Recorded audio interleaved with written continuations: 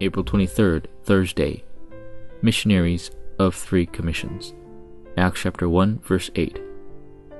But you will receive power when the Holy Spirit comes on you, and you will be my witnesses in Jerusalem and in all Judea and Samaria and to the ends of the earth. In the power of the gospel, we are entrusted with the power of spiritual concentration for the sake of 3 commissions. In addition, we must remember that we are called as missionaries for these commissions. It is at this time that we will come to know the answer prepared for the missionaries of 3 commissions. What are they? Number 1, making the gospel into a culture to see what people cannot see. The 10 plagues that took place for Moses and led to the Exodus was truly a formidable event. Ordinary people of the world would have kneeled before disasters, but it was not so for Moses. It was because God enabled Moses to see what people were not seeing. That is how disasters rather became the evidence to fulfill God's covenant. Number 2, recreation of being able to do what could not have been done.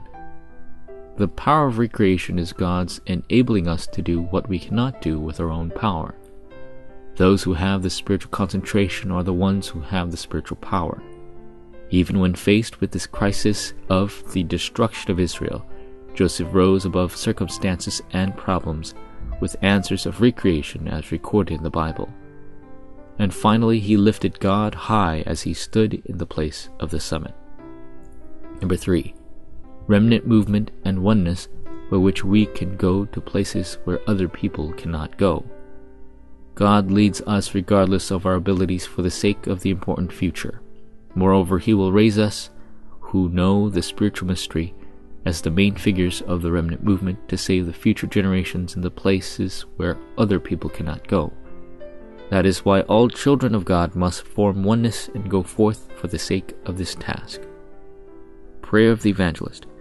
Our God, thank you for calling us to do God's important work.